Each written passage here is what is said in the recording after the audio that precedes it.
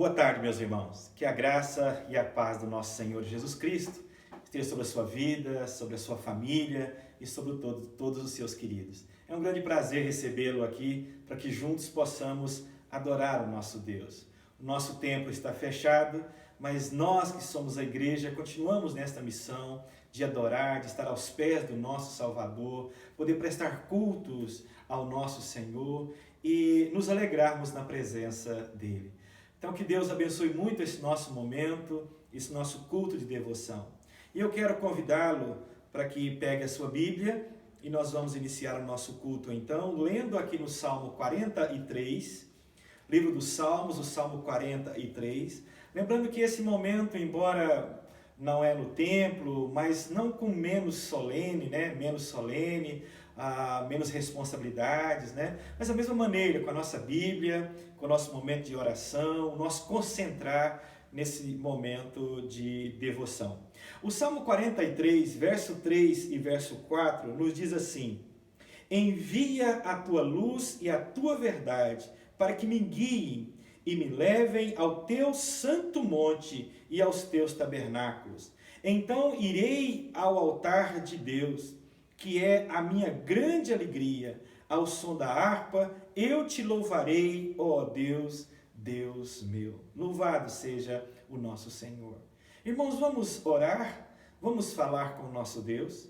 Senhor, nosso Deus, nosso Pai amado, o Senhor que é o nosso Deus, o nosso Pai que estás nos céus e que reina sobre tudo e todos. O Senhor que é Senhor por excelência, Rei, é o nosso Deus, é o nosso governador. Ó Pai amado, nós entramos na Tua presença pelos méritos de Cristo Jesus e pedimos, ó Pai, que o Senhor ilumine os nossos olhos para podermos entender e contemplar as maravilhas da Tua lei, ver os Teus feitos, nos gloriarmos neles, ó Pai, entendermos o Teu cuidado para conosco.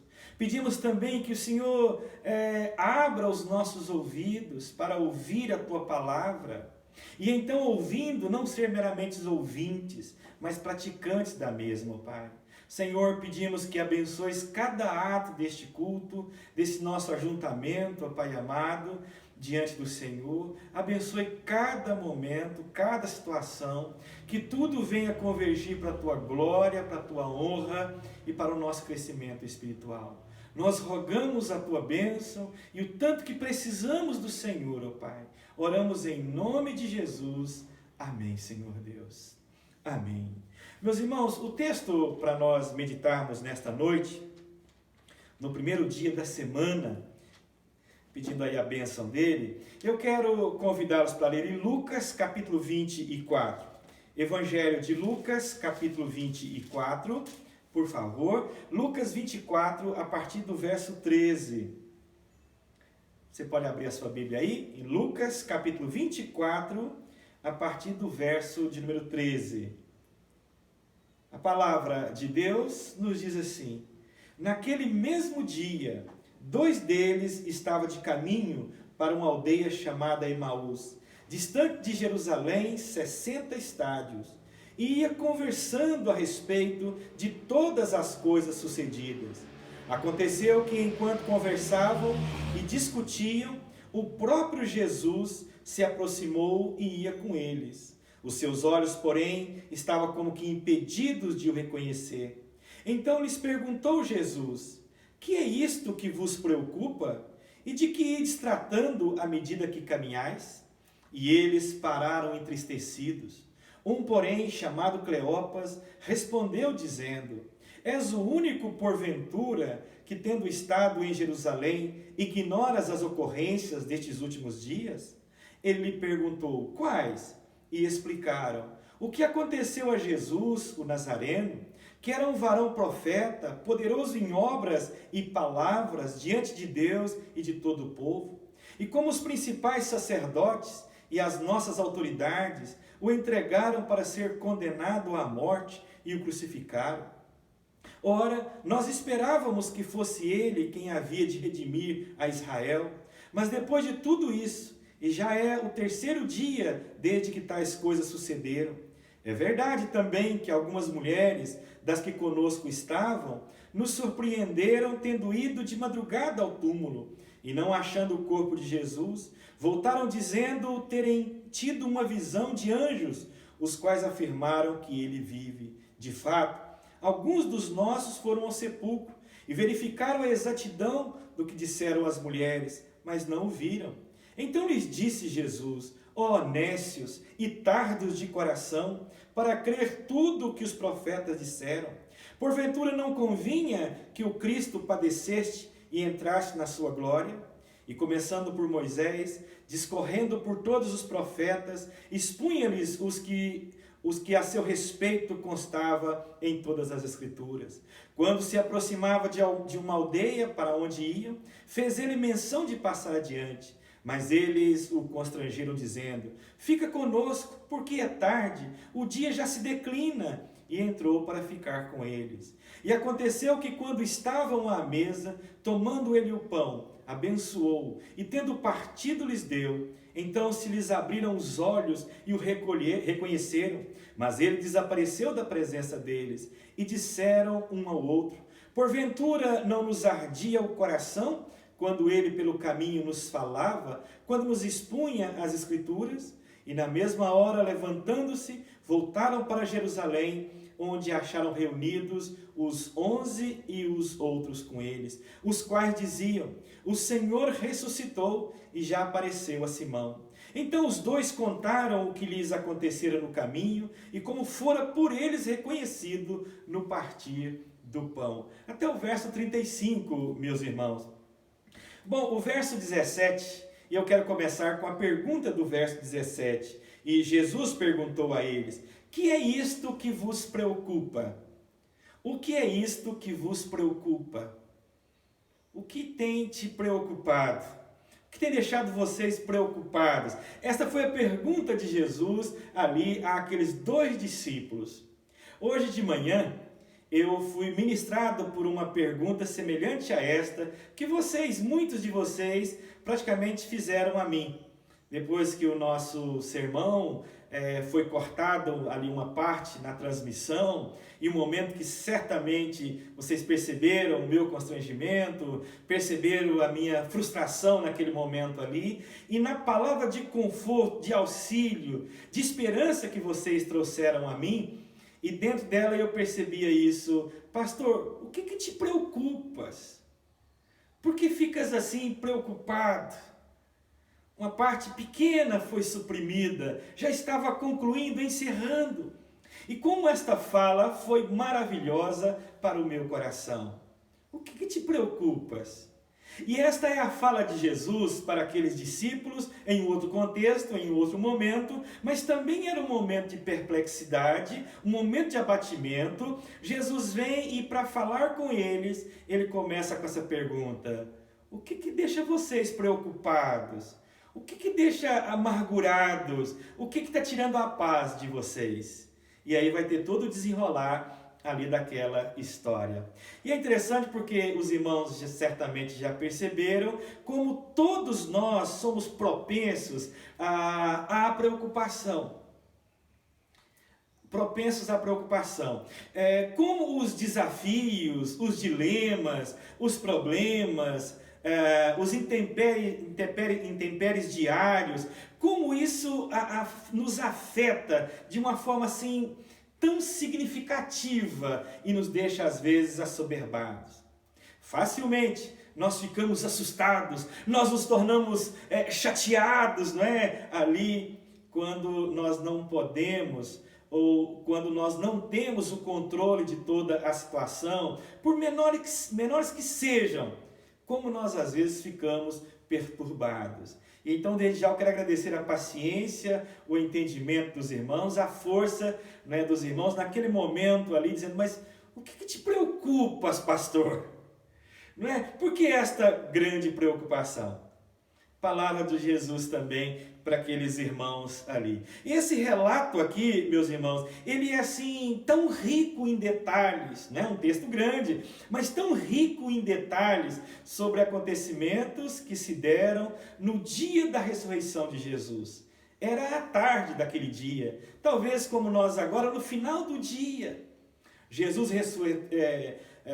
houve a sua ressurreição pela parte da manhã, e então no final do dia, ao escurecer, aconteceram estes eventos, talvez um pouco mais cedo, esses eventos aqui, ricos em detalhes, no dia da ressurreição de Jesus Cristo. E é interessante que Lucas, diferente dos outros evangelistas, e ele não narra, ele não relata para nós os acontecimentos da própria ressurreição, mas ele relata para nós acontecimentos que se deram depois, do ponto de vista de discípulos que estavam vivendo aquele momento, vivendo aquela situação. E os versos lidos, eles narram para nós o impacto daquele evento, da morte de Jesus. Como é que as pessoas reagiram àquela situação, aquele momento de ter o seu mestre tirado de entre eles. É interessante porque Lucas narra para nós uma caminhada, de Jerusalém até uma vila, uma cidade menor, uma cidade pelo nome de Emaús.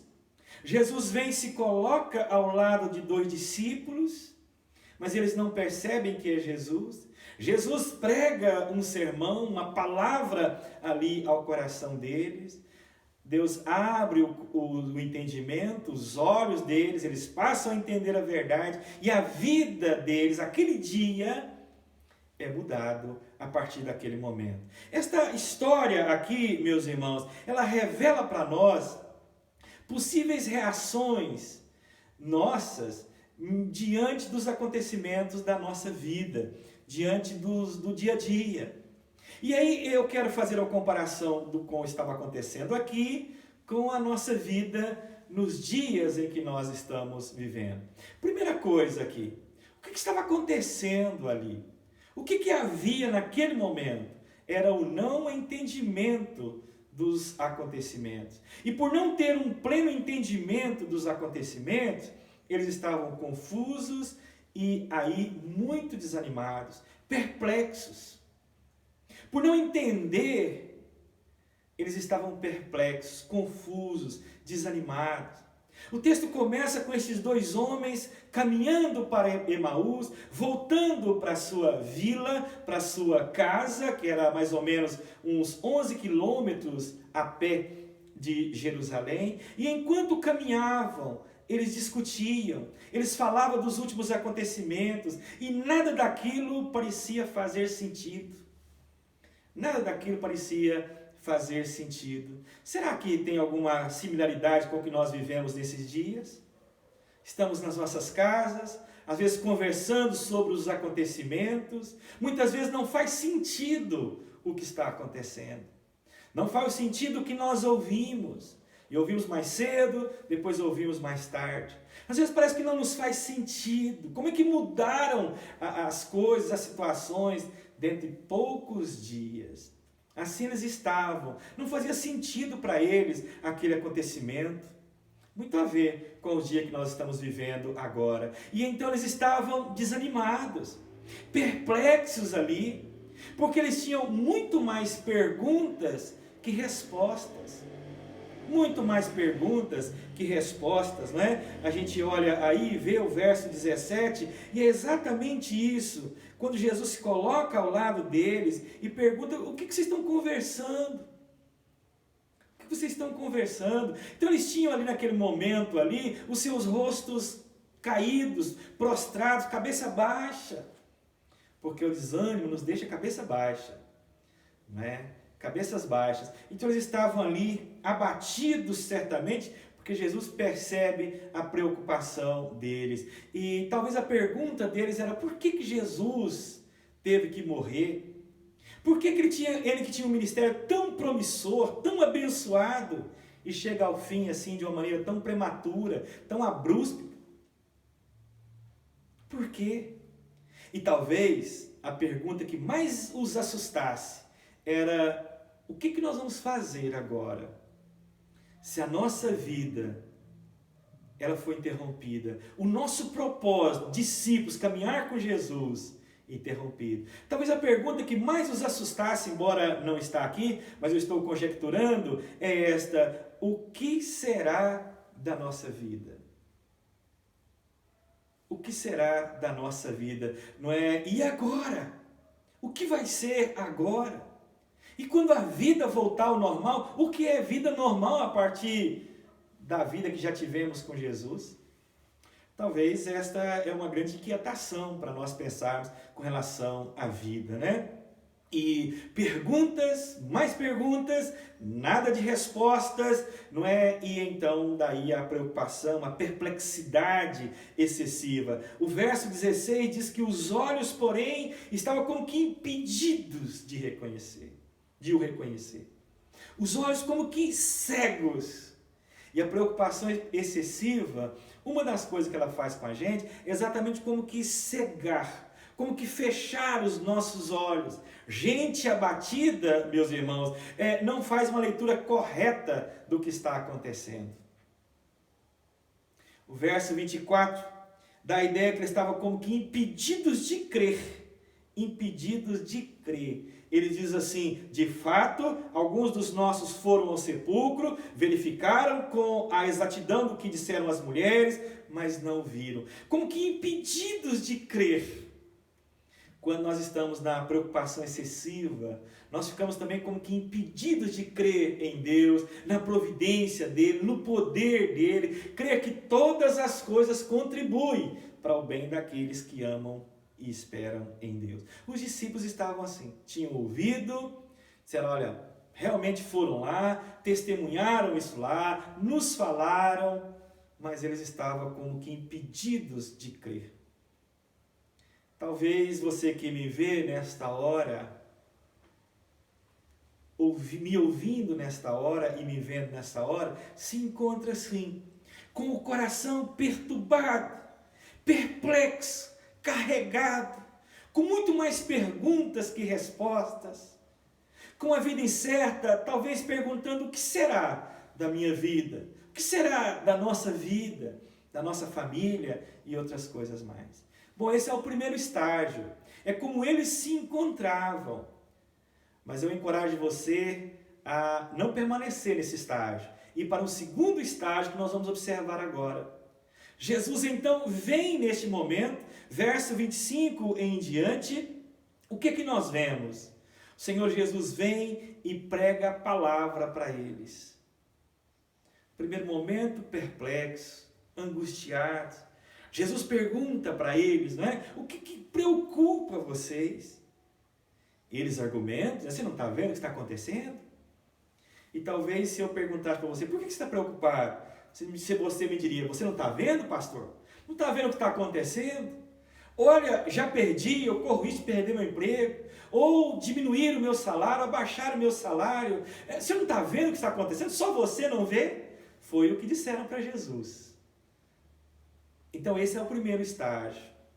Mas eu convido você a não ficar aqui. Caminhar comigo para o segundo estágio. Olha a partir do verso de número 25. Verso 25 ao verso de número 27. O que Jesus faz? E aí Jesus começa a usar a Bíblia.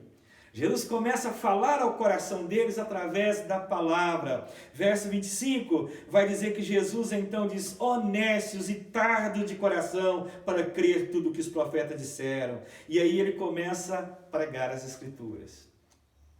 Começa a falar da palavra de Deus. Foi o melhor sermão de todos. O melhor sermão que alguém poderia ouvir. Jesus explicando as Escrituras. Olha, meus irmãos, eu gostaria muito de participar dessa conversa. Como eu gostaria de estar ali e ouvir o próprio Jesus explicar as Escrituras. Explicar as Escrituras que nós estamos aqui nas nossas mãos. Como eu gostaria de ter testemunhado este encontro aqui.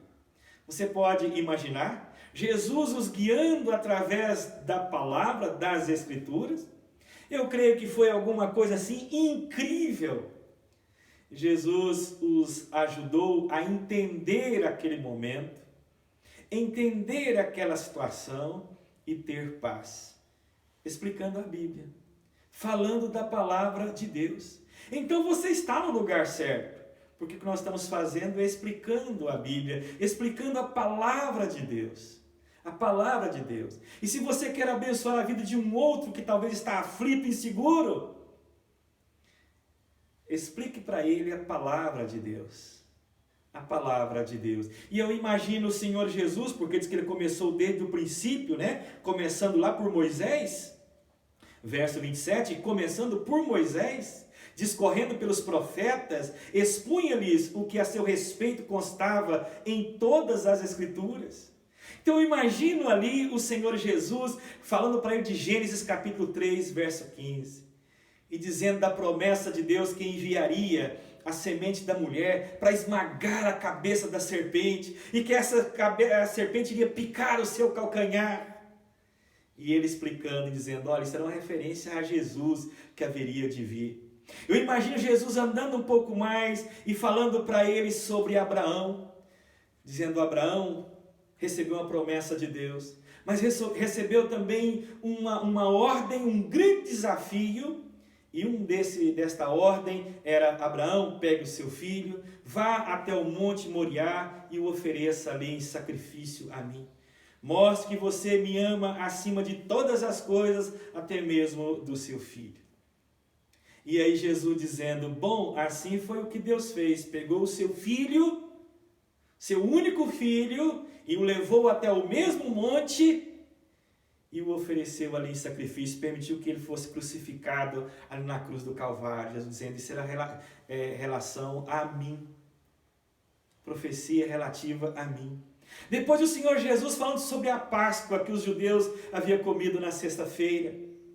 E ele dizendo, a Páscoa, quando ali abate um cordeiro, tem que ser um cordeiro perfeito, sem mancha, sem mácula, sem nenhum defeito. E ele dizia, eu sou o Cordeiro de Deus, que tira o pecado do mundo, que foi sacrificado, que foi morto, verteu o seu sangue para poder o salvar. Aí Jesus poderia dizer, quanto do deserto, e dizendo, aquela rocha que Moisés o feriu, recebeu ordem para feri-la, e ela verteu água.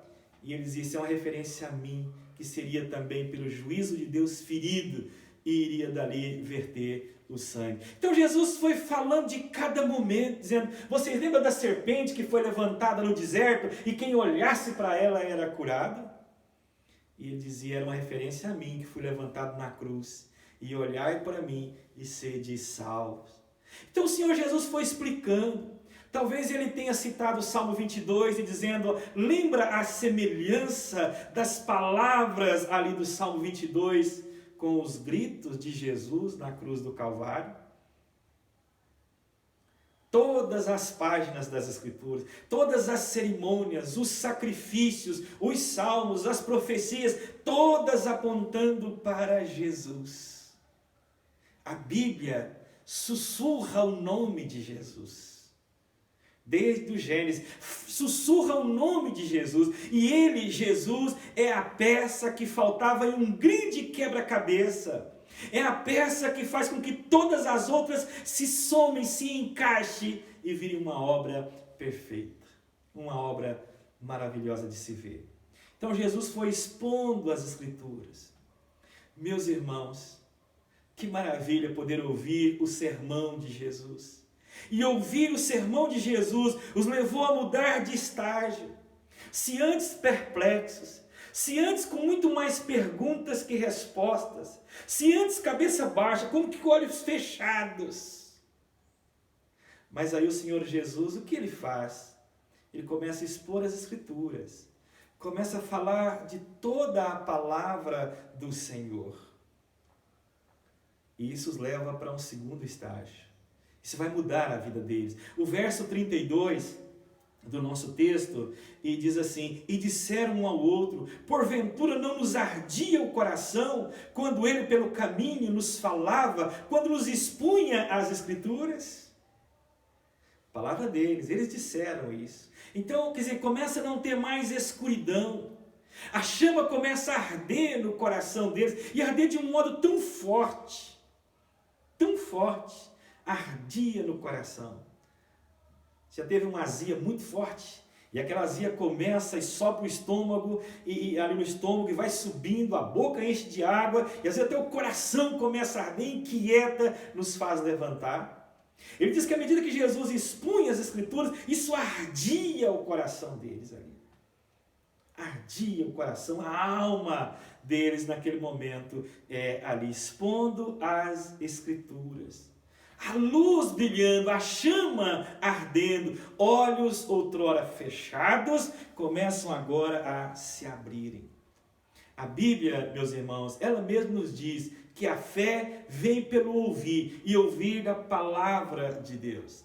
É a palavra de Deus que nos sustenta, é ela que aquece o nosso coração, é ela que nos traz convicções, entendimento, conforto. É ela que restaura a nossa alma. Então nós precisamos ler, ouvir e anunciar a palavra de Deus. Então esse é o segundo estágio para nós nesta noite. Primeiro, como eles se encontravam. Aí, segundo, o que Jesus faz para mudar a vida, pregar a palavra.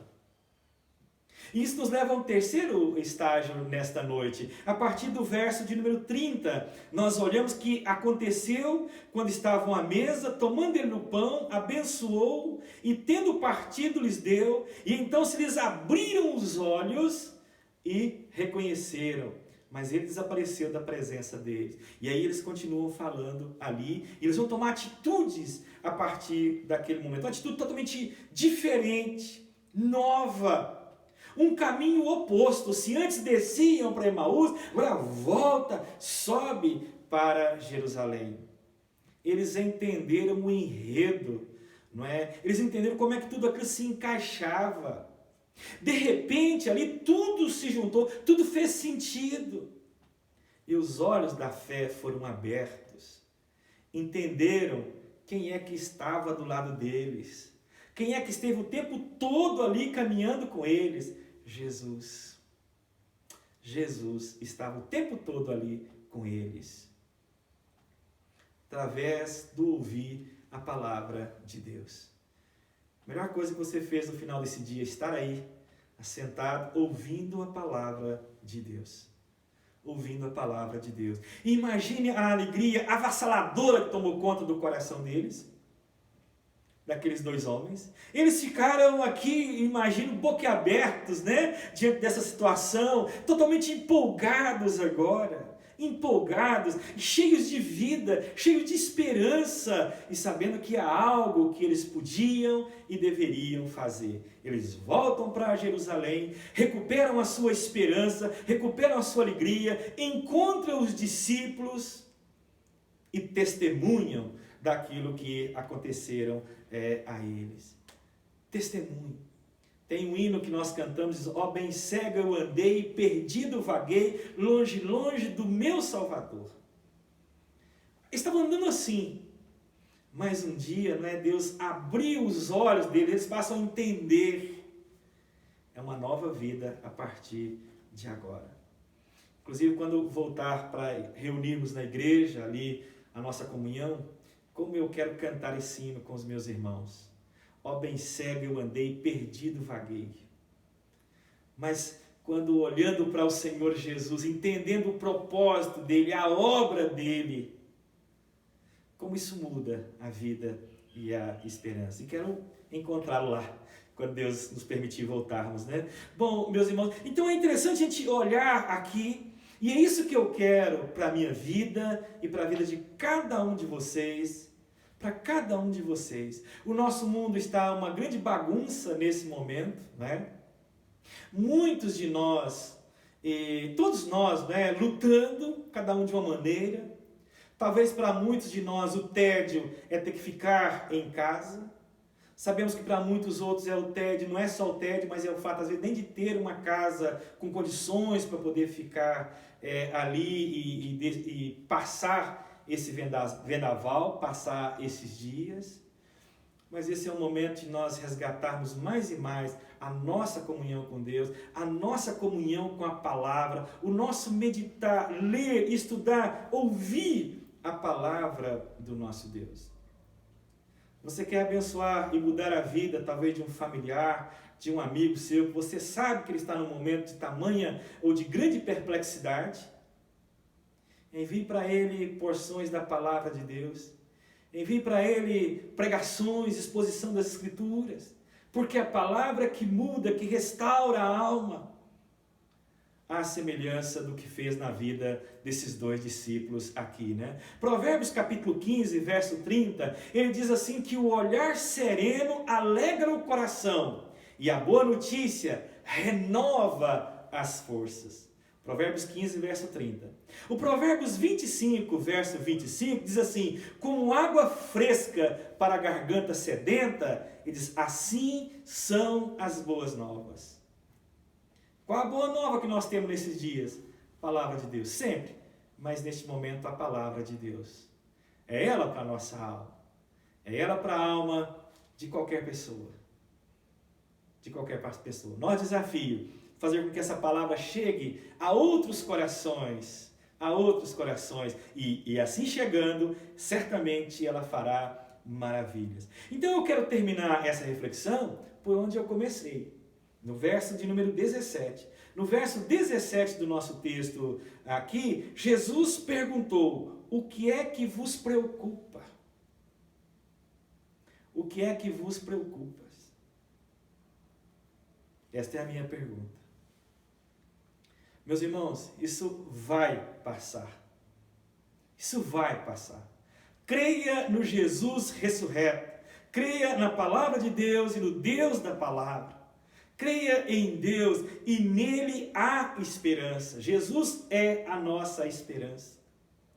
E aí eu uso o verso do Salmo 42, verso 5. Por que estás abatida, ó minha alma? Por que te perturbas dentro de mim? Espera em Deus, pois ainda o louvarei, meu auxílio e Deus meu.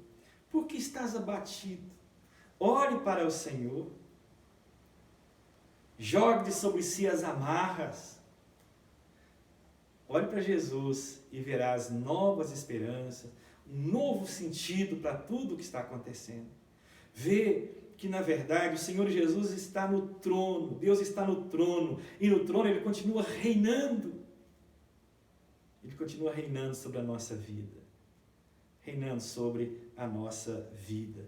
Então, lute e tenha essa esperança no Senhor. Que Deus possa abrir os nossos olhos para que possamos ver claramente os propósitos, os objetivos dele. Que possamos experimentar a obra do Espírito Santo, o mover do Espírito Santo na nossa vida, nos fortalecendo, nos guiando, nos iluminando e guiando os nossos passos. Primeiro estágio, perplexos, desanimados, voltando para Emaús, cabeça baixa. Aí o Senhor Jesus: o que perturba vocês? Ah, só você que não sabe, Jesus, o que está acontecendo? Só você não sabe? Olha o que está acontecendo.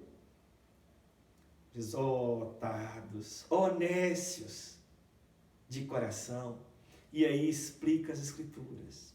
Começa a falar dessa Bíblia, dessa palavra, como é do Gênesis, vai falando de Moisés, profetas, os Salmos. E isso abre os olhos deles, muda a vida deles. E eles voltam para Jerusalém. Voltam para Jerusalém. E voltam dispostos, anunciando, avisando a todos, motivando a todos, sendo bênção na vida de outras pessoas. Que Deus te abençoe, que Deus te use, Deus te levante, Deus te fortaleça e o use para ser bênção na vida de outro. Mas o que eu posso fazer? Talvez você me pergunte. Fale da palavra de Deus. Envie esse vídeo para ele, quem sabe? Ele possa ouvir e Deus também possa operar poderosamente na vida dele. Deus abençoe muito, Deus abençoe a sua semana, Deus abençoe o seu lar. Eu quero convidá-lo para orar comigo mais uma vez. Vamos orar? Ó Senhor nosso Deus, nós que fomos remidos pelo Teu sangue, ó Pai amado, o sangue do Cordeiro ali vertido naquela cruz cruel, mas ali estava a demonstração, o ato maior de amor que alguém pode receber, que alguém pode ter. Pai amado, que nós possamos proclamar esse amor, proclamar essa verdade, viver por ela e proclamá-la também, Senhor. Senhor, nós oramos para que as palavras que nós acabamos de pregar, acabamos de ouvir neste momento, ó Pai amado, que estas palavras, embora da boca humana do pastor, mas que no fundo do nosso coração, o Senhor possa misturar com ela a Tua palavra. Seja então palavra do Senhor para aquele que ouve, para aquele que nesse momento acompanha, Senhor Deus, em onde estiver. Seja palavra do Senhor para a vida.